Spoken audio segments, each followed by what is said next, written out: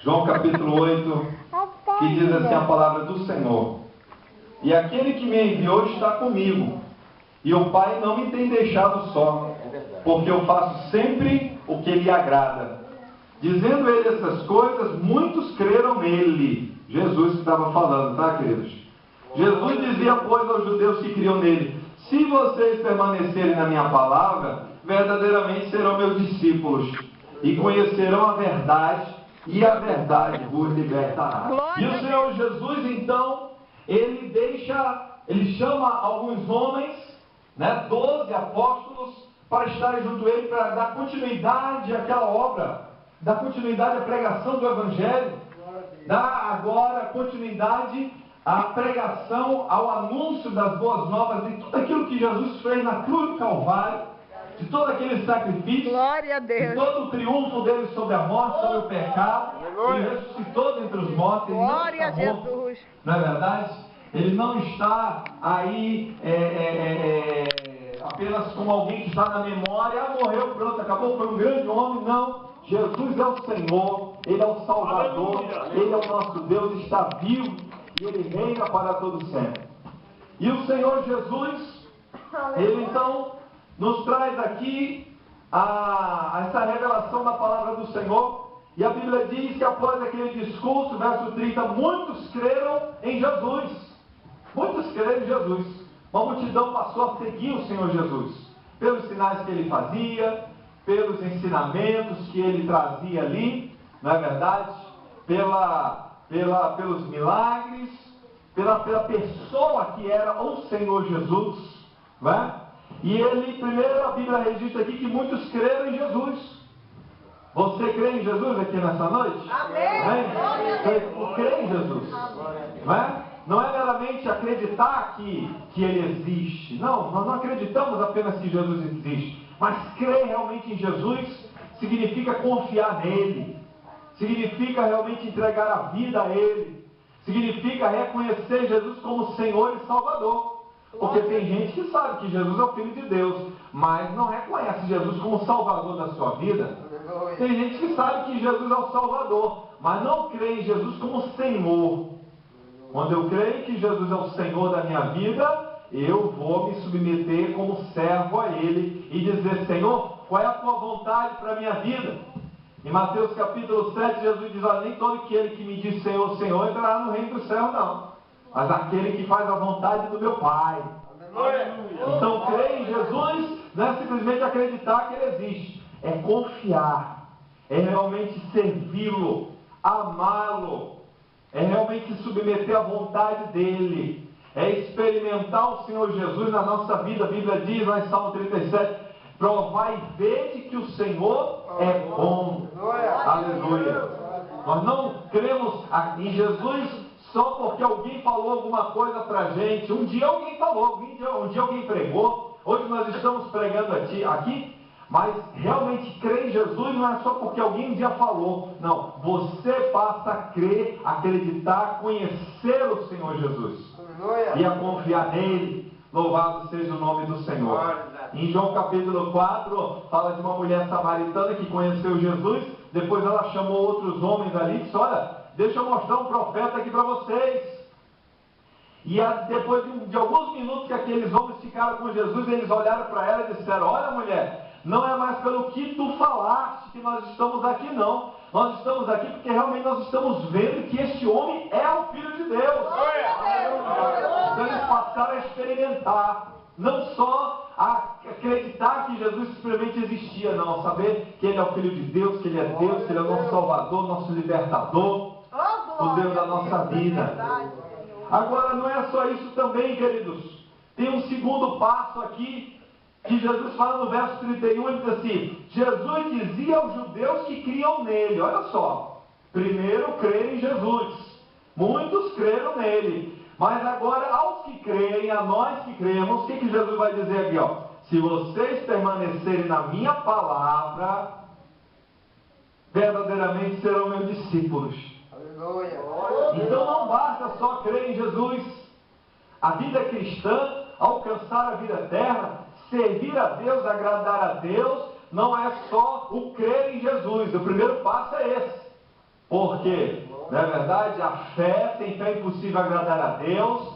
Aleluia. Nós sabemos que realmente, pela graça, nós somos salvos mediante a fé, não pelas nossas obras, para que ninguém se glorie diante de Deus. Ninguém foi salvo pelo bem que fez a alguém, ou alguma pessoa, alguma situação, não.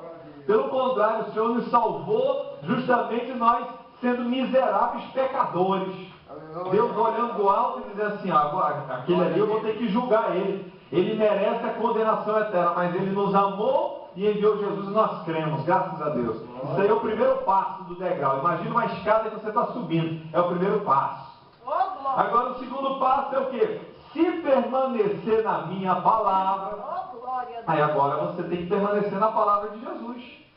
Agora tem que perseverar na palavra do Senhor. Agora você não é apenas um visitante do reino de Deus. Tem muita gente que vai só visitar aqui a congregação, tem muita gente que vai só visitar aqui o trabalho dos irmãos aqui, mas tem aqueles que vão permanecer. Né? Nós estamos aqui, rapidamente, passamos só o final de semana aqui com os irmãos, né? Então a gente não permaneceu, mas os irmãos permaneceram. Então tem uma diferença muito grande entre permanecer e simplesmente visitar. O segundo passo aqui, Jesus está dizendo, olha, eu não quero você só como visitante meu. Eu não quero você como alguém que está só de passagem aqui, crendo em mim, não. Eu quero que você permaneça na minha palavra. Que você venha permanecer naquilo que eu ensinei, naquilo que eu estou mostrando a vocês. Jesus passou, foi embora, voltou ao céu, mas o Espírito Santo de Deus está aqui. O irmão mesmo aqui antes falou, não é verdade? A respeito de que ele não sabia nem ler direito, mas o Espírito Santo capacitou e ensinou. Porque o Espírito Santo continua operando em nossas vidas. Aleluia. Aleluia. Mas não para por aí não, irmãos. Aí Jesus diz isso aqui, ó. Verdadeiramente sereis meus discípulos. É o terceiro passo, é o terceiro degrau dessa escada. Primeiro, crer em Jesus. Segundo, permanecer na palavra de Jesus. João capítulo 15, Jesus disse, olha, Jesus trouxe uma comparação maravilhosa. Olha, eu sou uma videira, eu sou uma planta, meu pai é agricultor, e é o seguinte, eu sou a planta, eu sou o caule central aqui. Os ramos, os galhos saem do caule, né, da planta central ali.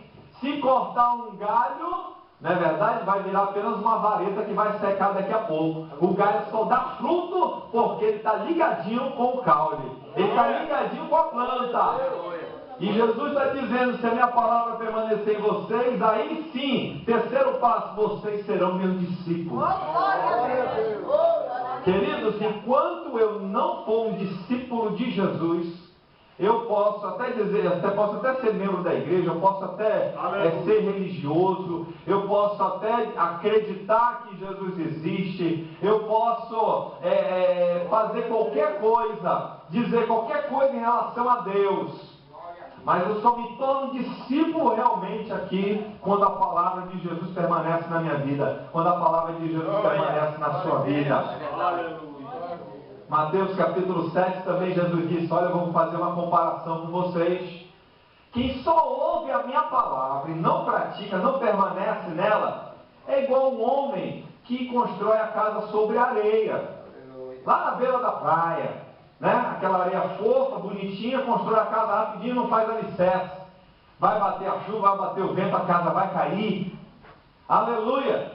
Mas o homem que pratica a minha palavra, ouve, pratica e guarda a palavra, aleluia, é como uma casa que está sendo edificada sobre a rocha, é como a casa que tem o fundamento, aleluia, como aqui esse templo que você está vendo colunas firmes aí fora, que tem sapato aqui, louvado seja Deus, aleluia, porque permaneceu na palavra e vai se tornar um discípulo, queridos. Muitos abandonaram Jesus. Tinha uma multidão que seguia Jesus. Quando Jesus foi crucificado, quando os soldados romanos foram atrás de Jesus, cadê a multidão que seguia Jesus? Sumiu todo mundo. Quando lá na frente, Jesus derramou o Espírito Santo sobre a igreja lá em Pentecoste, Atos capítulo 2, cadê a multidão? Não tinha, só tinha 120. Porque, queridos, discípulo é aquele que permanece. Discípulo é aquele que se torna um fiel seguidor. que vai seguir Jesus na chuva, mas na sequidão. Vai seguir Jesus na saúde, mas vai também na doença. Vai seguir Jesus no momento bom, mas vai seguir Jesus no momento difícil também. Vai seguir Jesus na vida, mas vai seguir Jesus na hora da morte também. Vai seguir Jesus no momento da festa, mas vai seguir Jesus no momento ali que tiver um funeral. Em todas as situações da vida, vai seguir a Cristo. Esse realmente se torna um discípulo. Aleluia! E aí Jesus ainda prossegue para o quarto degrau, verso 32. E conhecereis a verdade. Aleluia. A gente acha que só quando a gente ouviu falar de Jesus, a primeira vez a gente já conheceu a verdade. Não, eu já conheci a verdade. Não. Olha os passos que Jesus está dizendo. Primeiro, crer em Jesus. Segundo, permanecer na palavra. Aí, terceiro, se torna meu discípulo. Você vê que eu estou falando. Aí serei meu discípulo. É futuro. Aí Jesus diz, aí quando alguém se torna um discípulo meu, vocês passam a conhecer a verdade. E essa verdade, ela vai passar a fazer o quê? Ela vai passar a libertar. Aleluia! É quando realmente, queridos, o crente ele não tem mais ele não vai mais voltar lá para o Egito, para o passado, para o pecado. É quando o crente ele olha para frente, aleluia, e ele não tem prazer nenhum em qualquer coisa que o diabo possa querer vir oferecer para ele, mostrar para ele. Aleluia, ele se torna liberto realmente das suas amarras, das maldições, do pecado, dos vícios, da iniquidade. Aleluia, todo aquele domínio que o diabo tinha na vida daquela pessoa. Quando ele realmente crê em Jesus, a palavra permanece, ele se torna um discípulo, ele conhece a verdade, aleluia, ali ele passa a ser livre realmente. Essa é a verdadeira liberdade, queridos, em Cristo Jesus. E a Bíblia diz que onde há o Espírito de Deus, há liberdade. Aleluia. Lá em Lucas capítulo 4, Jesus no dia da oportunidade para ir na sinagoga, né, que era a congregação dos judeus, Jesus leu lá um texto que era lá de Isaías 61, né? O Espírito do Senhor está sobre mim, pelo que me ungiu, para pôr em liberdade os cativos, os presos, para dar vista aos cegos, para pregar o evangelho aos pobres, aleluia, para anunciar o ano aceitável do Senhor. Aleluia. Por isso que João também registra lá na sua carta, lá na frente, na primeira carta, ele diz assim, para isso o Filho do Homem se manifestou, para desfazer as obras de Satanás. Aleluia. E a obra principal que Satanás faz na vida do ser humano é aprisionar o ser humano, né? Prender, escravizar. É para o indivíduo não louvar a Deus, para o indivíduo não poder amar o seu próximo, para o indivíduo não poder viver uma vida abençoada, próspera diante de Deus. E prosperidade, queridos, não é simplesmente a riqueza material. Tem muita gente que tem tanto dinheiro nesse mundo afora, meus irmãos, mas é um miserável. Tem gente que tem muita riqueza, mora em mansão com 300 quartos, tem 5 carros na garagem, tem empresa e tudo mais, mas não tem a certeza da vida eterna, não tem paz no coração, não tem alegria, não tem amigos, não tem uma família abençoada, não tem filhos obedientes. Aleluia, quando a Bíblia fala de prosperidade, fala de coisa muito maravilhosa, muito especiais, de promessas poderosas de Deus, muito mais além das coisas materiais. Aleluia, e o Senhor nos libertou para vivermos as promessas do Senhor nas nossas vidas. Amém? Então, queridos, crer em Jesus foi o primeiro passo na sua vida. Mas agora você tem que permanecer na palavra. Por que na palavra, pastor Ronaldo? Porque, queridos, a palavra não é fábula, não é historinha, não é invenção dos homens. Os homens inventam muitas histórias, muitas filosofias, muitas tradições.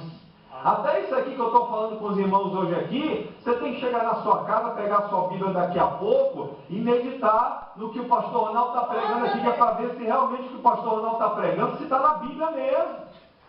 Quando você sair de um culto de ensino aqui, você tem que abrir a sua Bíblia aí e poder dizer assim, poxa, será que o que o irmão Israel está pregando é de Deus realmente? Será que o que o irmão Louro está anunciando é de Deus realmente? Será que o que o irmão Valdemar trouxe ali naquele dia é Deus realmente que está falando? Você vai abrir a sua Bíblia e vai aprender. Por isso que tem que permanecer na palavra, para não ser enganado, para não ser levado como um menino de um lado para o outro por vento de doutrina. Aleluia. Aí você se torna um discípulo de Jesus. Enraizado em Cristo. Aleluia. A palavra de Deus, a verdade, você vai conhecer cada dia mais e mais. E essa verdade vai te libertando. Amém? Em nome do Senhor Jesus. Louvado seja Deus. Amém, querido?